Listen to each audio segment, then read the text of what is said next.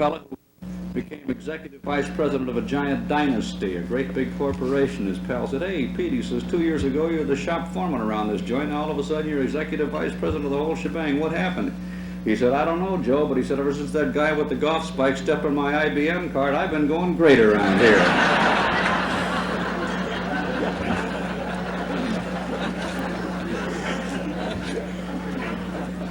One of the fellows who goes great in any company, whether it be sports, a banquet, or what he's doing, the fellow who spent an awful lot of time running up and down that sideline, and you could hear that whistle, and you could say, "You!"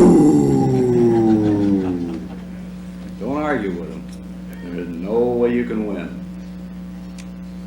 But he has to be one of the most popular men in the sports scene. So if you want to pay homage, tribute to one of the most popular men we've ever known in Chicago sports, why not call on another most popular we've ever had? That would be the famous sports writer, former official from Chicago's American, Mr. James Enright. Jimmy?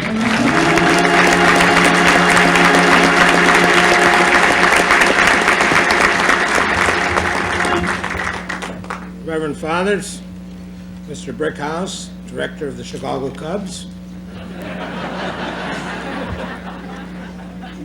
Father, I think it's wonderful that you plan to have the Minskys here,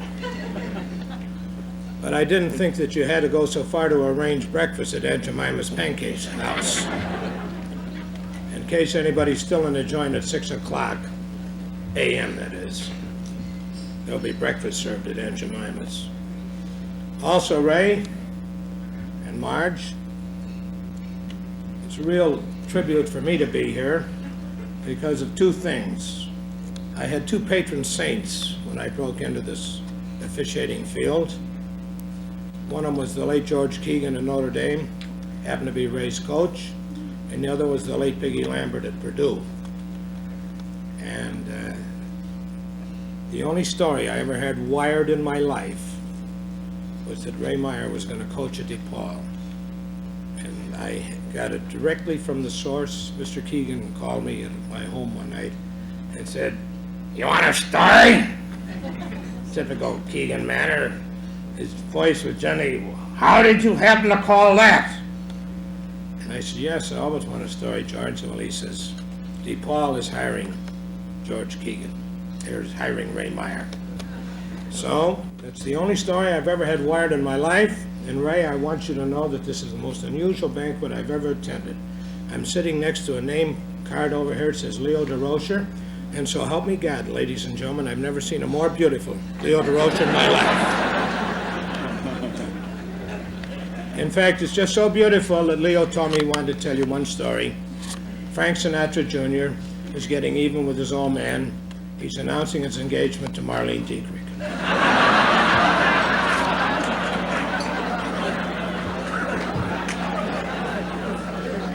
And as you know, I represent Chicago's #1 afternoon newspaper, 7 cents daily and 20 cents on Sunday. And Father, I think you've done a wonderful job getting the Jesuits here. My good friend Bob Callahan from Detroit and Stan Lowe from Marquette. And I don't know how many of you were in Louisville, but if you have an extra round of applause left in your hands and your heart tonight, it goes to the gentleman from Dayton, Don Danaher. Nobody did a finer job in the world of coaching than Don Danaher. Don, will you stand up?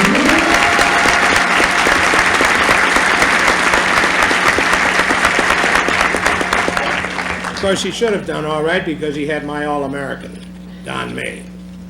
And now, ladies and gentlemen, I just want you to know that as president of the Basketball Writers Association of America, Ray, nothing too good can happen to you and Marge and that lovely family out there.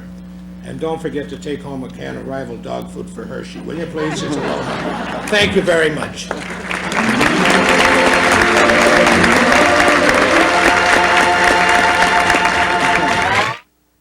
Possibly can. One of the things that he does, he works for the Alumni Association, and Father Mahoney has in his script here an announcement that he wants me to make. And I have to make it, otherwise I won't get into my office tomorrow. He and some of the students and some of the alumni will be holding a sit-down strike there. Go ahead, I won't mind it at all. I'll just go home, go to bed. But the announcement is that the DePaul University Liberal Arts and Sciences Alumni Dinner Dance will be on Friday evening, May the 26th, 1967, at the Martinique Restaurant. And you can please contact the University Alumni Office for further information. And Father Mahoney, I hope you get a lot of telephone calls. At least that'll keep you busy.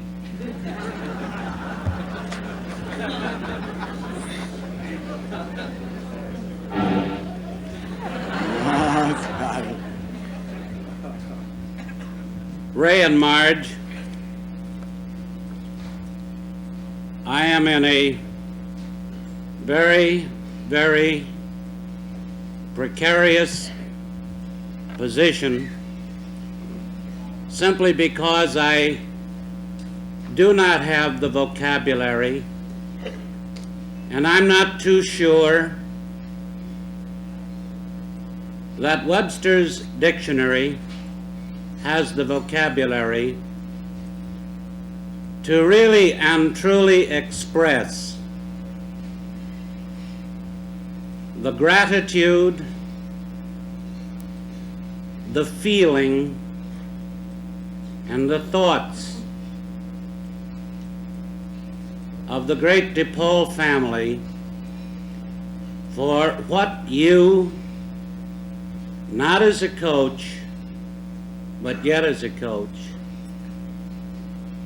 but as a man, has contributed to increasing the image of DePaul University as a Catholic university.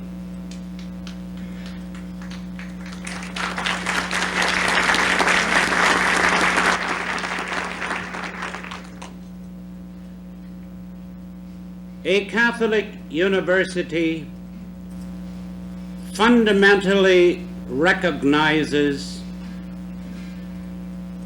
the inherent dignity and the value of each individual person.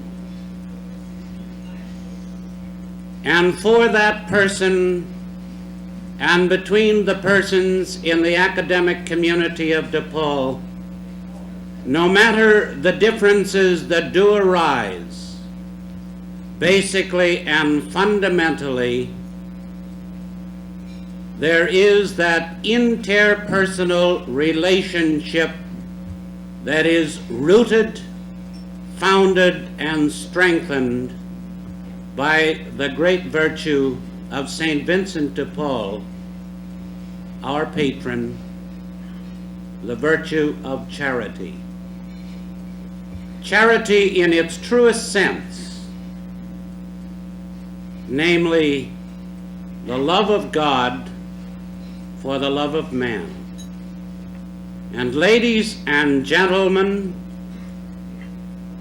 if we could present a real true picture of DePaul University and cast it on a screen tonight, it would be the picture of Ray and Marge and his wonderful family.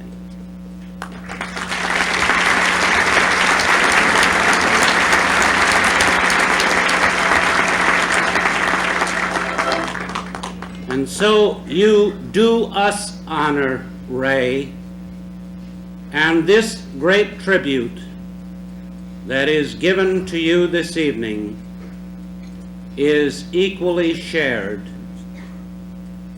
by the university, and for which we say to you, thank God for you, Ray and Marge. And I am also equally sure that for the profession, and I designedly say profession, in its greatest dignified sense, I am sure that you would feel that I would be amiss and remiss if I did not mention that there are among your colleagues Johnny Jordan, Bob Callahan, and Don Danaher, and that you would recognize that you four men and all of the others that have been mentioned by Jack Brickhouse tonight, putting all of you together, you express a strength and a fiber to the national picture of the development of young men and women that are not characterized by riots, by LSD, by disregard for lawful authority, but you men symbolize in the young men and the women of today a youth that will carry this nation forward in the image that you have so magnificently made. Thank you.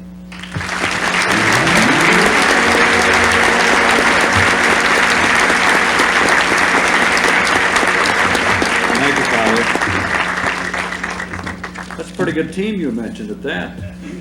Callahan, Danaher, Jordan, Meyer. Now, if you add Mikan, I don't think they'd have to substitute very much in that ball club. The only problem they'd have is getting people to play them. Incidentally, we are going to also have some awards, which will be given Ray up here. But we're going to ask that he not stand up and make an acceptance speech for all of these. We're going to have the people who will make their awards come up here and please make them. And then, of course, we'll have one acknowledgement by Ray, which will cover everything. But you know, we haven't gone down the track record here. We haven't reviewed the record here tonight. And thanks to Jimmy Enright, who researched this for me, let's just very quickly point out, now some of this has been touched on, but just so you can get the picture. Ray graduated high school from St. Patrick's of Chicago, went to Notre Dame, captained the Irish in 37 and 38, assistant for the Irish in 1941 under the late and great George Keegan. He signed as DePaul's new coach in April of 1942, replacing Willie Wendt. How long has he been in basketball? Well, in 1943, the basketball writers named Meyer their coach of the year. That was in 43. The basketball writers, the tough pros, the guys who were difficult to please. And they also named Andy Phillip their most valuable player. And since then, of course, Ray has won many basketball Oscars. He's coached 13 tournament teams at DePaul, 6 competed in the NCAA, 7 in the National Invitation Tourney in New York. He once played basketball against Lou Boudreau in a Notre Dame, Illinois game. And Lou, incidentally, had intended to be here tonight, but fortunately, Ray and Marge, and I know that nobody can understand this more appropriately than you. His own son, Louis Jr., who's been 3 times wounded in the Marine Corps in Vietnam, is home now, and before Lou leaves town with the Cubs, this is his one chance to spend a night with that boy. And I know nobody will fail to understand that one. In 1965, Notre Dame presented Ray with a plaque which reads, "His deeds an inspiration, his name a tradition." You can't ask for more than that in any one line. 405 wins, 209 losses, every one of them a heartbreak. He was wrong. A very surprising 17 and 8 this year with the personnel he was supposed to have. But 10 out of 13 will be back next year. And the thing that amazes me, and I know it must amaze everybody else too, is here's a fella who does it sometimes with mirrors, hairpins, baling wire, adhesive tape. Here's a school that allows the athletic department only 37 full or partial scholarships for the whole sports program. That includes managers. And I know schools that use that many scholarships up on half-time piccolo players. But this is, to me, and I know I speak for the reporting fraternity as well as just the sports-loving fraternity in our town and this country, one of the most amazing, one of the most astonishing jobs ever turned in in the history of sport. Let's hope it lasts a long, long time. Now, as I said, we have some presentations which are going to be made, and we'll move them right along here. For example, will Mary Kay McAvoy please come up here? Mary Kay McAvoy.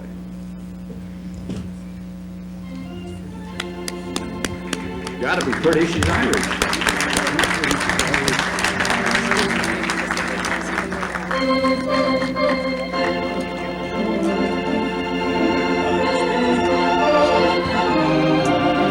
Want to say a few words, Mary Kay?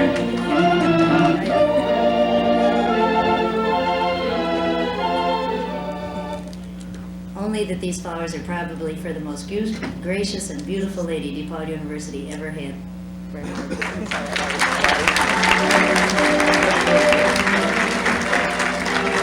Now the co-captains, Mike Norris and Errol Palmer.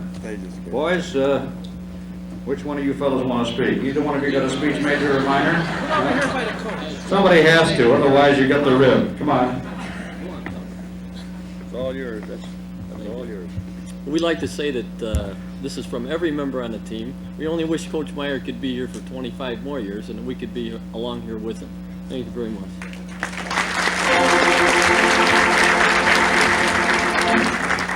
This is just a note to Coach Myers and everyone here concerned. When we first came to DePaul, it was somewhat of a tough road to go. And now that we're leaving, at first I wasn't sorry, but now I am. And if I wish I could spend another 4 years because he's really a great man. Thank you.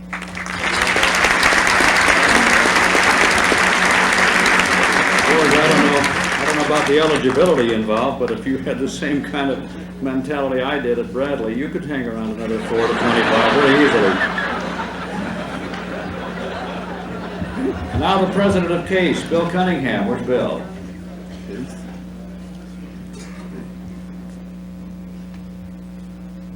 Read that inscription, Bill.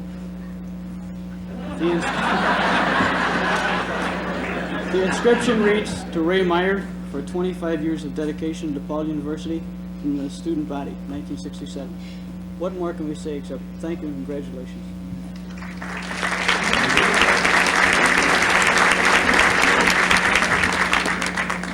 And now, where's my neighbor, Gene Sullivan from Loyola Academy? Here, hi, Gene. Congratulations on that great win in football this year, and also that swimming championship too, buddy. I got that from my next door neighbors, the McCarthy's, pretty good too, with one of the boys on the team. I don't know of any group or organization that can appreciate the dedication of Ray Meyer than the Chicago Catholic League. So on behalf of the Chicago Catholic League Coaches Association, I'd like to give him this remembrance of the occasion. The inscription is, to a coach's coach for 25 years of leadership and devotion to basketball. Congratulations, Ray and Mark.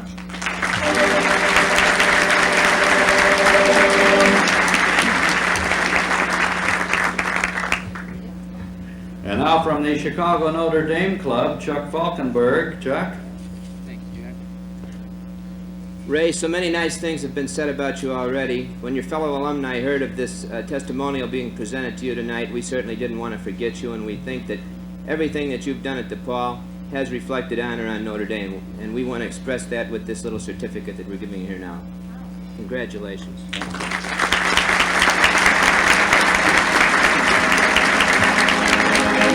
There it is. Very, very fine on the den wall, Ray. Look real good up there. And now, Jim Maniola. Jim? A little help? Ray, to the coach and the coach behind the coach, from your friends in the athletic office.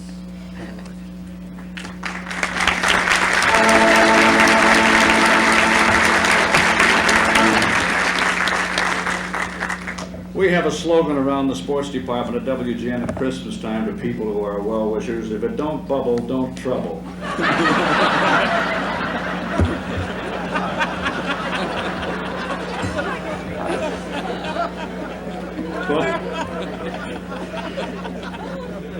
Now, the juxtaposition of that line in the introduction to the next man is purely coincidental. Frank McGrath.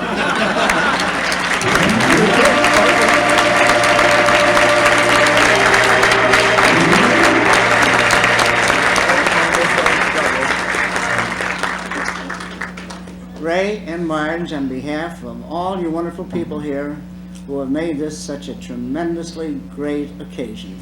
Just a little bit of a token from all of you to Coach Meyer and Marge.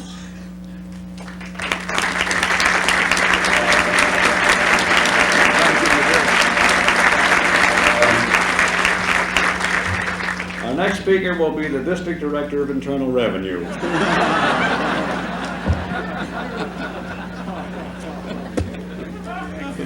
Well, if you can just keep him out of here a while, ladies and gentlemen, Ray Meyer.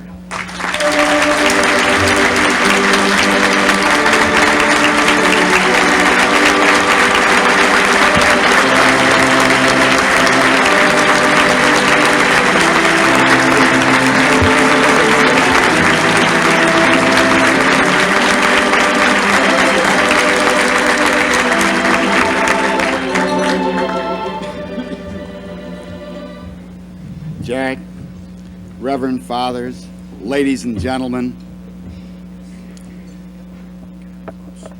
and all of you players,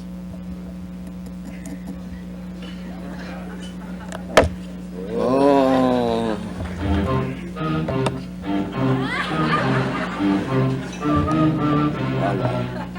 all you got for that. Somebody says like the DePaul scoreboard. We hope you appreciate the installation NBC has made here tonight.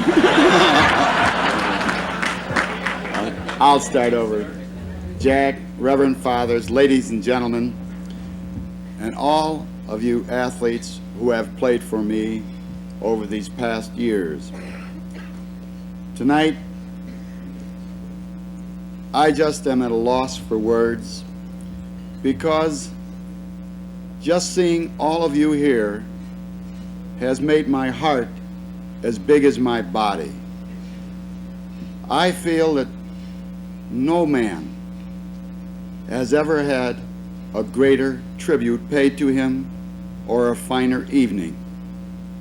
I feel that this is a night I'll never forget. Because as I sat up here at the table, I thought of many things I'd like to say, and many people I'd like to thank for my being up here tonight.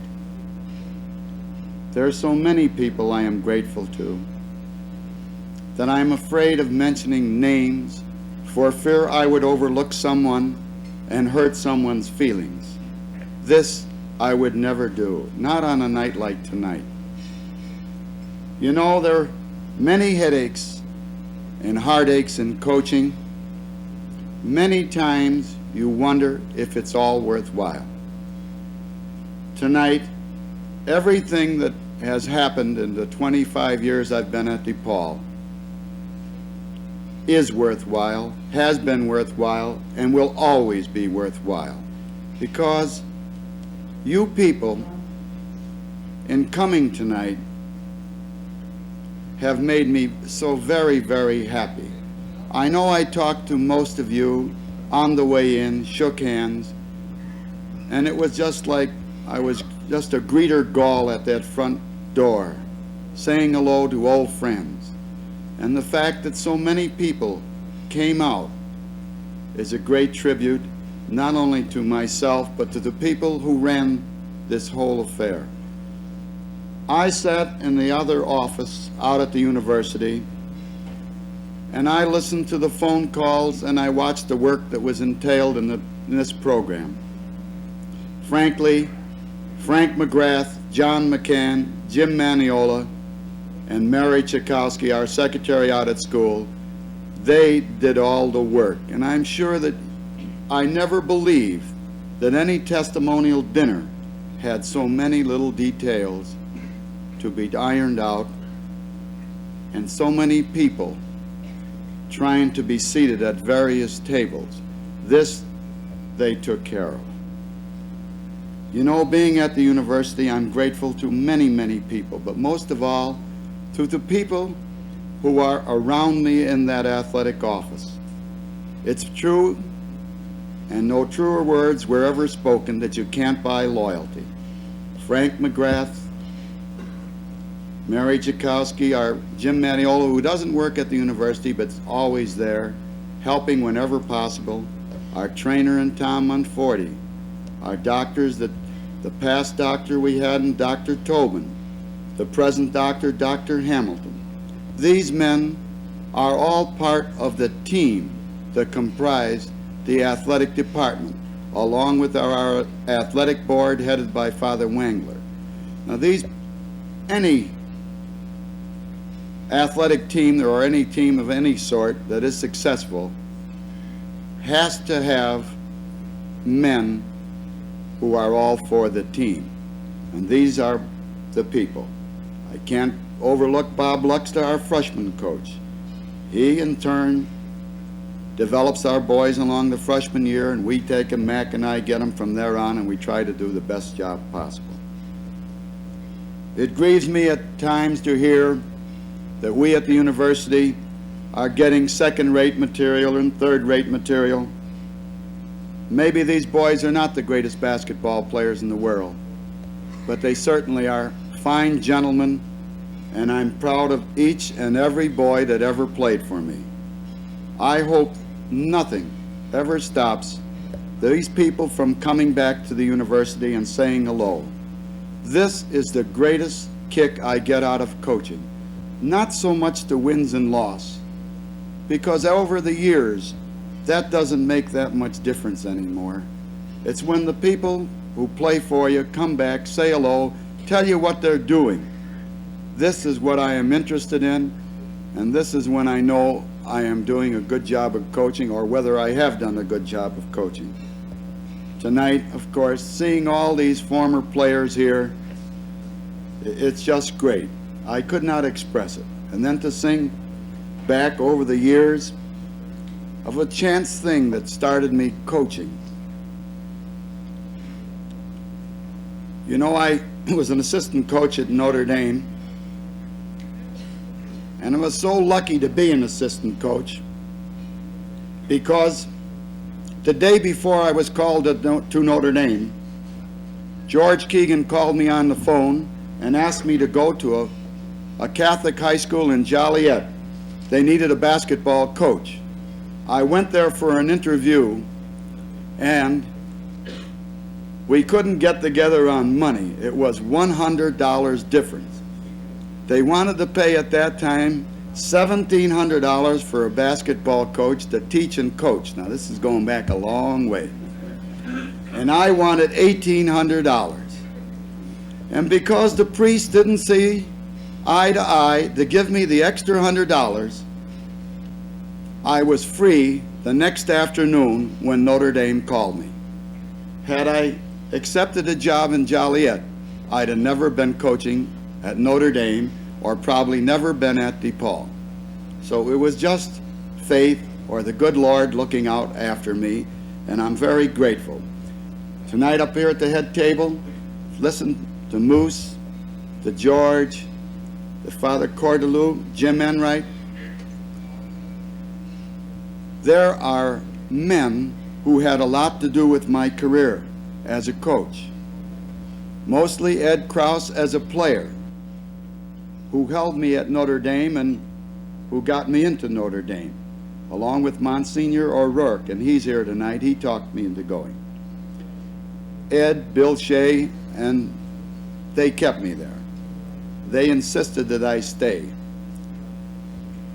Long after I was graduated, I was after one of our basketball games at Notre Dame, Jim Enright and Arthur Morse came up to me in the locker room after the game and asked me how I would like to coach at DePaul.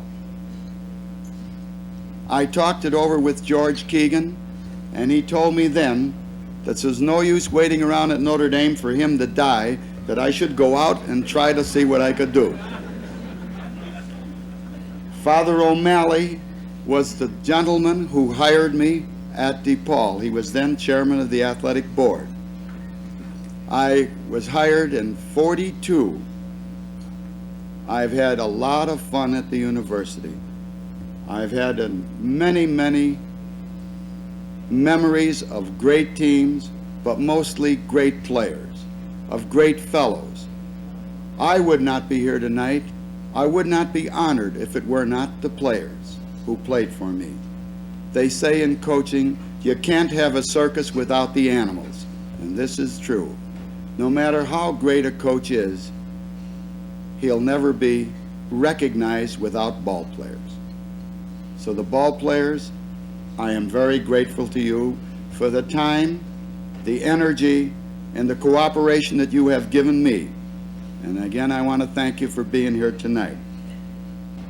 And behind me, there are some fine gentlemen. Gentlemen who I regard very, very highly in the coaching world.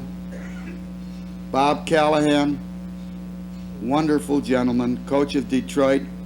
And Bob and I used to travel around together when we were coaching the college all-stars against the Globetrotters. We got to know each other very, very well. We were roommates. Don Donaher, well, you all know what Dayton did this past year. I thought it was the greatest coaching job done in the country. He took a team. When we first played him down at Dayton, when we lost to him at Dayton, we said then that they were the two worst looking college teams that we had seen on the floor in a long, long time. Neither team played basketball that night. He brought that team on, and they went up to the finals of the NCAA. And he was doing all right until the afternoon of that ball game, when Marge and I visited him in his hotel room. And then we proceeded to talk basketball. And you know what happened that night. He got buried by UCLA. I should have left him alone. He was doing great on his own, and he is one of the rising young coaches in our field, and he certainly is going to be he is a credit to the game, and as time goes on, you'll read and hear more about him. Stan Lowe, the athletic director of Marquette, and I'm very happy that he came down. These people who have come the distance, George Mikan, of course, well, we started together. He as a player, I as a coach. And I have enjoyed every moment of Mikan's success. It was wonderful when he played for us, because we used to sit on the bench and we'd keep saying to ourselves, we got 25 points, he's going to get 75% of the rebounds. If the other boys could contribute maybe 15 or 18 points from the forwards or 12 or 14 from the guards, we couldn't lose. Now that was really coaching. I love it. He spoiled me. And we lost a few games, but they were maybe 10 in between when we won, and it was wonderful coaching at that time, and that's the way I started. And then we came back to reality after he was graduating. However, we had many, many great ball players. Many of them are here tonight. Little ones, big ones, and every one was a credit to the university. And as I stand up here tonight, I'd like to thank them again, and also I have one regret as I stand up here. I wish that my mother and dad could be here tonight to witness this, because they would never believe that their son would ever receive such a tribute. My immediate family, they love it. It's a basketball home. What else? I met my wife when I was coaching basketball. And incidentally, that was when I first started to coach. I coached the girls' team.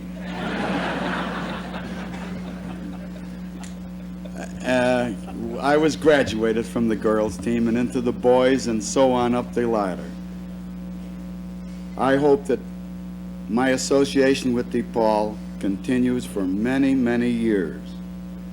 I only hope that to satisfy this crowd, to satisfy myself, that we can, in the future or near future, bring DePaul and Chicago a championship ball club, one that everyone in this room would look up and point with pride, because I know most of the people here are from DePaul. I know that there are many other schools represented, and I'm very grateful to them. Of course, Moose, I can never forget that I was graduated from Notre Dame. I'm very proud that I was there. I received a good education, very wonderful training in basketball under the late George Keegan. He was good to me. Like all coaches, he was tough while I was playing. After I was graduated, he couldn't do enough for me. I can never forget him, and I do pray for him. To the Catholic League for their gifts, to the student body, again, I'm very grateful. Tonight is a night that I'll always remember. And this afternoon I received a call for one gentleman who couldn't be here, a boy who was at our games for probably 20 years and never missed a home basketball game. A boy that's badly crippled. He used to come to the games on crutches and in a wheelchair. And then about 4 or 5 years ago, he had a little bone disease and they took part of his bone out, and he can't leave his room again. He called to congratulate. And tonight we're taking this on tape. I'm going to bring it to his home, and I'm going to show him the videotape of the affair tonight. And I hope that each and every one of your pictures or your faces are on that screen so that he can see who was here and who paid the tribute, because I don't feel that the tribute is entirely to myself. It's also to my wife, who has to put up with me at home, and this is tough on any coach's wife, because we have our ups and downs, no doubt about it. And she has learned through the years, when I'm in the wrong mood, there is no talking. She just leaves me alone. And when we win, it's wonderful. And so I'm just happy that this has been a good year. And of course, the boys worked so hard this year for it. And everything that is said and done here tonight, I am indeed grateful.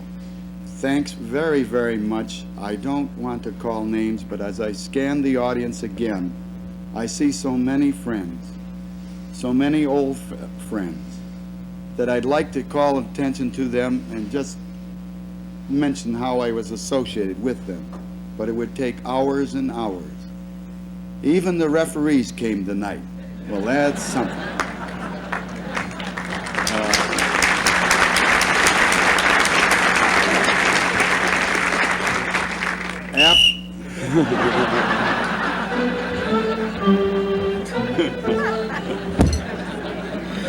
Joe on the organ is wonderful. Thanks again.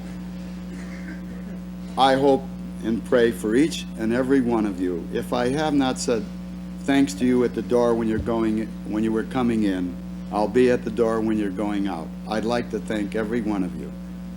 It is a great honor for me, for my family, and I know Marge and I are extremely proud to be sitting up here and with this group sitting at the head table, and I think that every one of you have made us this way tonight. You have given us the greatest night of our lives. Thank you very much.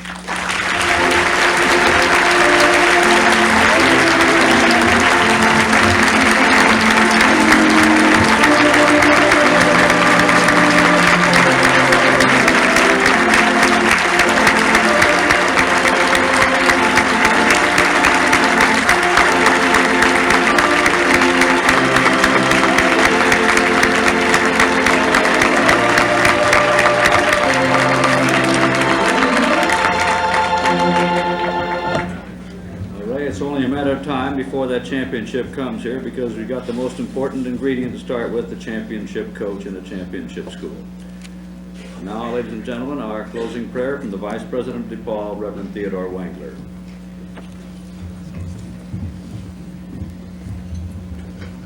We give thee thanks, Almighty God, for these and all thy gifts which we have received from thy bounty.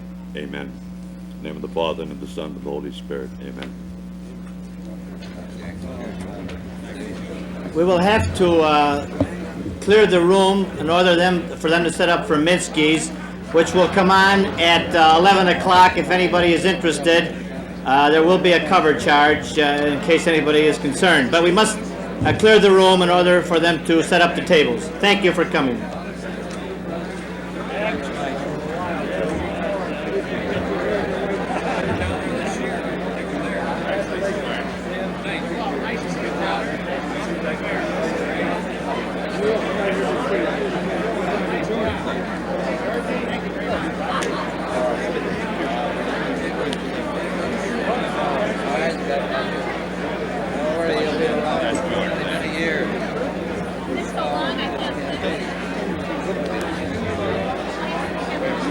I was afraid, I didn't know what about you either.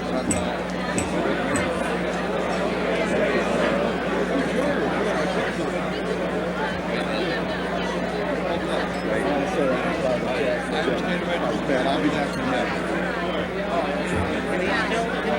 Congratulations.